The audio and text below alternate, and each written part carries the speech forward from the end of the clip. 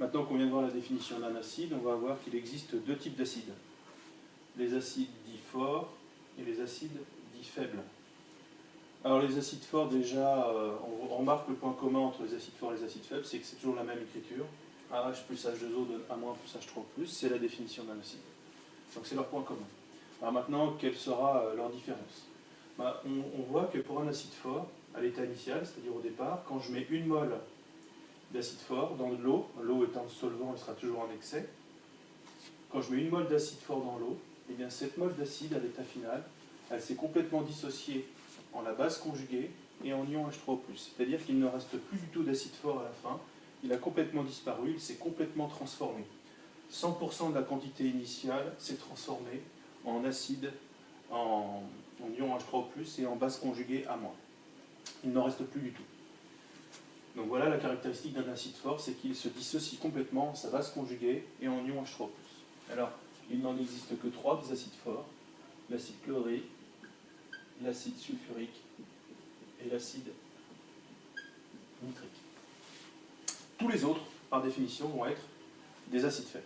Alors, quelle est la caractéristique d'un acide faible? C'est l'inverse de l'acide fort, c'est-à-dire que quand j'ai une mole d'acide faible au départ, dans de l'eau, qui est en excès plutôt, eh bien je sais qu'à la fin, je n'aurai pas dissocié les 100% de quantité de matière initiale en ion H3+, et en base conjuguée. C'est-à-dire qu'ici, dans mon exemple, j'ai pris une mole au départ, je sais que à la fin, il me restera une quantité de matière d'acide qui sera comprise entre 0 et 1 non inclus, et que j'aurai fabriqué une certaine quantité de matière d'ion H3+, et de base conjuguée elle-même comprise entre 0 et 1 dans mon exemple.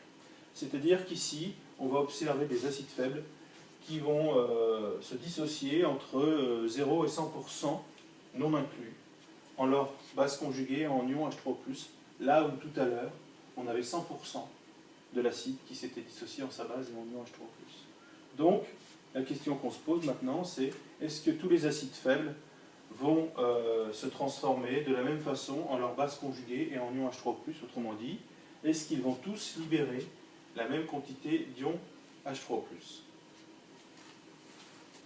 Donc on vient de voir les deux familles d'acides, les acides forts et les acides faibles, et on voit que dans les deux cas de figure, c'est toujours la même équation qui relate la transformation chimique.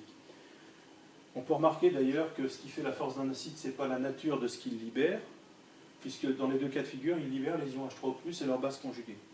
Donc qu'est-ce qui va faire la force d'un acide? C'est tout simplement la quantité d'ions H3O+, que va libérer l'acide. Plus il en libère, plus l'acide est dit fort. Or, comme un acide fort libère la totalité des ions H3O+, qu'il peut libérer, donc comme il se dissocie complètement à 100% en A- et en H3+, on ne peut pas en libérer davantage que ce qu'on a au départ en quantité de matière. Donc 100% de ce que j'ai comme potentiel de quantité de matière au départ en acide va se transformer en ion H3+. On ne peut pas faire mieux que ça. Donc c'est pour ça que ces acides-là sont dits des acides forts. Maintenant, comme on l'a vu tout à l'heure, les acides faibles, par contre, vont se dissocier à une hauteur inférieure à 100% de la quantité de matière dont ils disposent au départ. Ça veut dire que cette quantité de matière ne va pas se dissocier entièrement en ion H3O+. Donc, il y a moins d'ions H3O+, qui vont être libérés que ce qui aurait pu se faire. Donc ça va donc déterminer ce que c'est qu'un acide faible. Alors, il y a une possibilité de les hiérarchiser entre eux, les acides faibles. On va donc classer les acides faibles du plus faible au plus fort d'entre eux. Cette hiérarchisation se fait selon la valeur de ce qu'on appelle des pKa. Les pKa, c'est une échelle identique à celle des pH, c'est-à-dire qu'elle varie entre 0 et 14. Et quand on a un pKa qui est faible, par exemple 4,77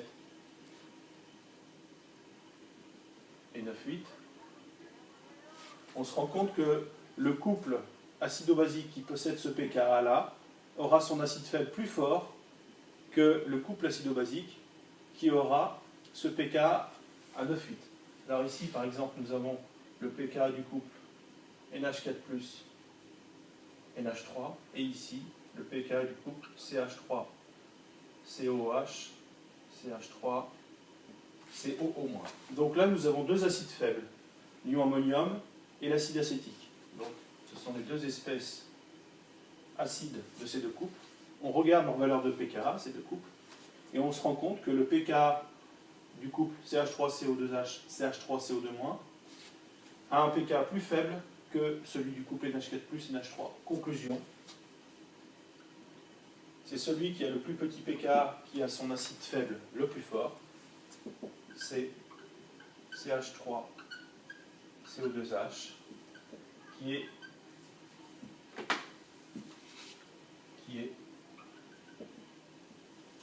l'acide faible le plus fort des deux. On va donc, grâce aux valeurs de pKa, pouvoir hiérarchiser les acides faibles les uns par rapport aux autres